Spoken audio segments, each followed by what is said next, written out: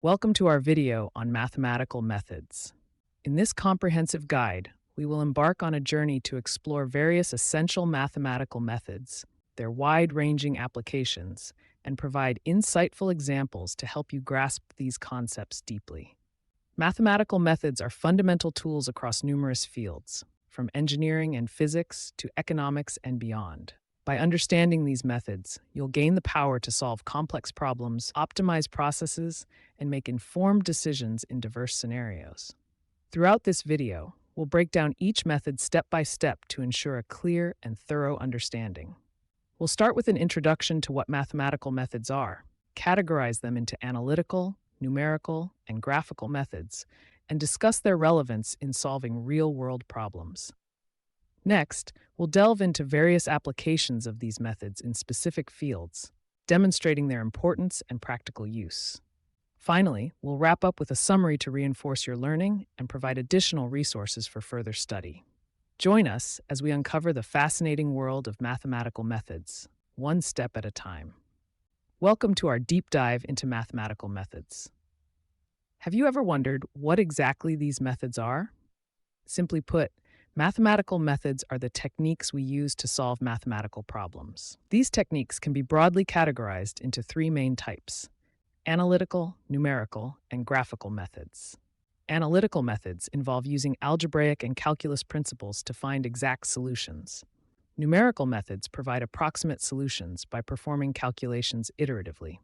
Graphical methods use visual representations to analyze and solve problems. By understanding and utilizing these different types of methods, we can tackle a wide range of mathematical challenges, from simple equations to complex models. As we move forward, you'll see how each of these methods can be applied in different contexts, providing powerful tools for solving real-world problems. Mathematical methods are at the heart of solving some of the most challenging problems across various fields, including engineering, physics, and economics. They help us optimize resources, predict future trends, and analyze complex data. For example, in engineering, they're crucial in designing efficient systems and structures. In economics, they play a key role in market analysis and forecasting. Physics relies on them to model and understand natural phenomena. By identifying these common problems and demonstrating the relevance of mathematical methods in real-world scenarios, we lay the foundation for deeper exploration into specific methods and their applications. As we move forward, you'll see how these methods can be applied step by step to tackle real-world challenges. As we delve deeper into mathematical methods, it's time to explore analytical methods in detail. These methods solve problems using techniques rooted in algebra and calculus. To illustrate, let's consider an example of solving a differential equation analytically. Analytical methods are often preferred for their precision and rigor. They enable us to derive exact solutions by manipulating mathematical expressions with established formulas and rules.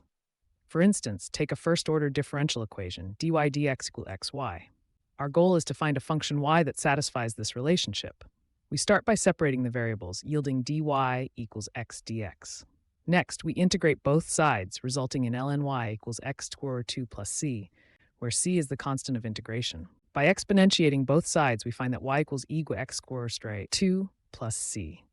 Simplifying further, we obtain y equals ce squared x2 over 2, which is our exact solution. This step-by-step approach highlights the clarity and logical structure that analytical methods provide. It allows us to see the progression from problem statement to solution explicitly, ensuring we understand each stage of the process. Analytical techniques are not only crucial for academic purposes, but also for practical applications in engineering, physics, and economics. As we continue, you'll see how these analytical methods compare with other approaches, such as numerical and graphical techniques, providing a comprehensive toolkit for tackling a wide array of mathematical challenges. Numerical methods play an essential role in approximating solutions to mathematical problems when exact solutions are not feasible. These methods, such as numerical integration, provide powerful tools to tackle complex equations. Let's delve deeper, starting with the definition. Numerical integration involves finding the approximate area under a curve. Instead of computing the exact integral, we use a series of simpler shapes like rectangles or trapezoids to estimate the area. Consider a step-by-step process. First, we divide the area under the curve into smaller sections. Each section is then approximated by a trapezoid, whose area is easier to calculate.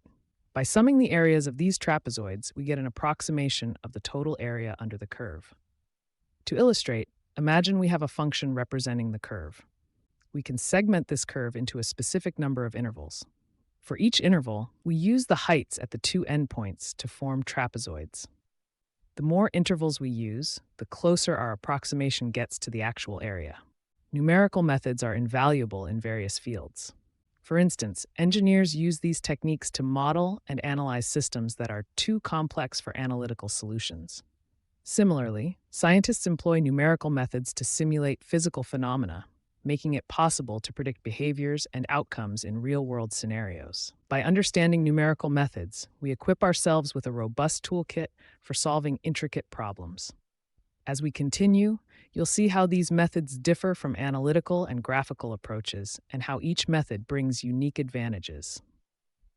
Stay tuned as we explore more mathematical methods and their practical applications, solidifying your understanding and enhancing your problem-solving skills. Graphical methods involve visualizing data and functions to understand and solve problems. We'll dive into the power of graphs and how they can be used to find solutions in a system of equations. Let's start with a definition. Graphical methods represent mathematical relationships through graphs, which makes complex data easier to interpret. Imagine you're faced with two linear equations. Plotting them on the same graph allows us to pinpoint where they intersect. This point of intersection represents the solution to the system of equations. Let's break it down step by step. First, plot both equations on a graph. You can do this by converting each equation into the slope-intercept form, which is y equals mx plus b, where m is the slope and b is the y-intercept. Next, identify at least 2 points for each equation and plot them carefully. Drawing a line through these points will give you the graphical representation of each equation. The final step is to observe where these lines intersect. The coordinates of the intersection point are the solution to the system. This method is incredibly useful when dealing with systems that might be cumbersome to solve algebraically. As we move forward, we'll delve deeper into more complex mathematical methods and their real-world applications, ensuring you have a solid grasp of each technique. In engineering, mathematical methods serve as critical tools for innovation and efficiency. These methods help design structures like bridges and buildings, ensuring stability and safety. One remarkable example is finite element analysis, a powerful numerical method that predicts how structures respond to real-world forces. Through this approach, engineers can dissect complex structures into manageable elements and simulate behavior under various conditions. Another application is analyzing systems, whether it's ensuring the fluid dynamics in pipelines or the thermal analysis of engines. These methods provide engineers with insights to optimize performance, minimize costs, and enhance safety. As we move forward, let's delve into how mathematical methods are transforming the field of physics. Mathematical methods play a vital role in understanding and solving complex problems in physics. For instance, Schrödinger's equation, fundamental to quantum mechanics, requires sophisticated analytical techniques to interpret the behavior of quantum systems. Without these methods, predicting the behavior of particles would be nearly impossible. Furthermore, mathematical models are used to simulate physical phenomena, from wave functions to electromagnetic fields. Mastery of these methods aids in theoretical predictions and practical applications, such as developing new technologies and advancing scientific research. As we move forward, you'll see how such methods are equally indispensable in economics, helping us analyze market behaviors and forecast trends. Stay with us to explore more fascinating applications of mathematical methods in diverse fields.